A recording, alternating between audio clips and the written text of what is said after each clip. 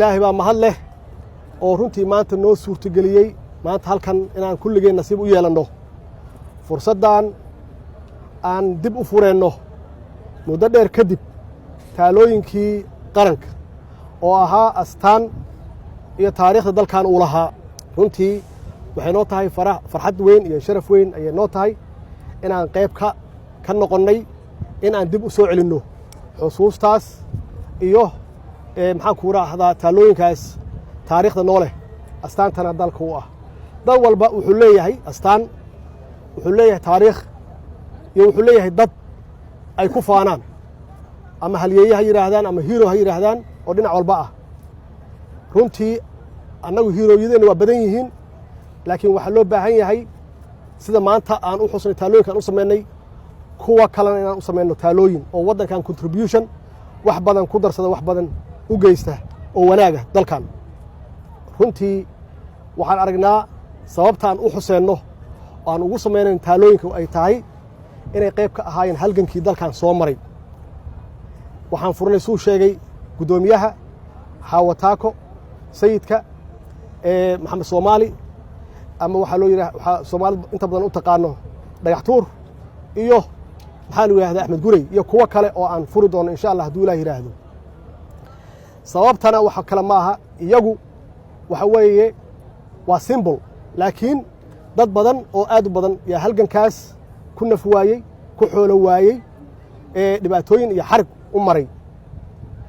waxayna qayb ka ahaayeen oo annaga haddaan maanta aan joogno ay ku soo urureen wax walba iyo halgankii ay ku jireen SYL oo runtii dhammaystirtay xorriyaddii dalka inay dib 1960kii ay isugu keento ayna u midayso waqooyi iyo koonfur labadii qaybood qaybna ingiriisku gumaysanayey qaybna talyaanigu gumaysanayey waxay ka wada shaqaynayeen kulligood waxay ahayd ama halgankaasi ay u soo mareen waxay ahayd xorriyadda dalka in dalka xorriyad uu gaaro xorriyaddaasu maxay tahay marka in dalka uu gumaysi ka xoroobo dalka inuu qabjab ka xoroobo dalka iyo dadku inay quursi ka xoroobaan iyo weliba tan ugu muhiimsan dadku qabyaalad inay ka xoroobaan waxay keentay qaran marka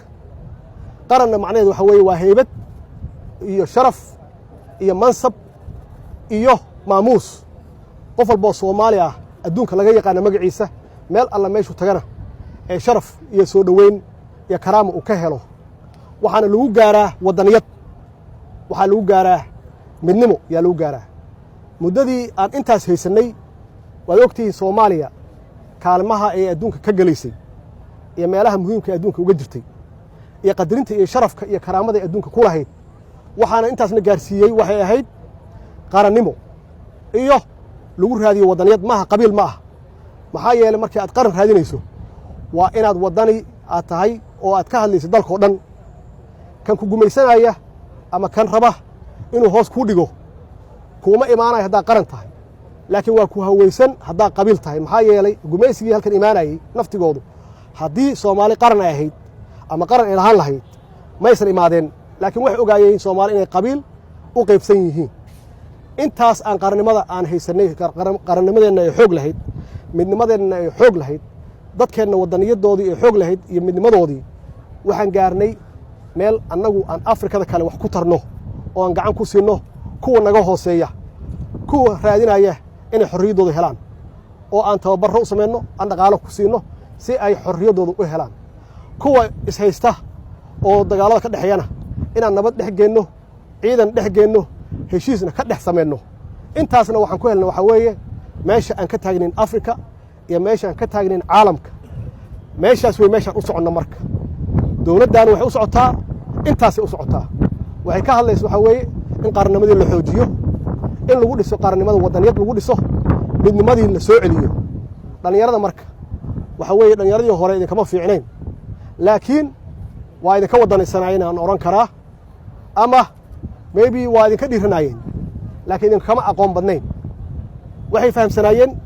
sida keliya oo gumaysiga looga adkaan karo inay ahayd formulahaas aan sheegay maantana annagu haddaan nahay dowladdii waa ku dhiirigelinaynaa dhallinyarada cid walbo muwaadin waa ku dhiirigelinaynaa waanu ku faanaynaa taariikhdeennii hore aan soo marnay oo ahayd intaasaan sheegay oo inaan adduunka meel fiican kaga jirnay haddana meeshaan u soconnana ay tahay adduunka inaan meeshii iyo meel ka fiican aan higsanno waxaan ku gaari karnaa isku duubnaasho iyo wadajir iyo midnimo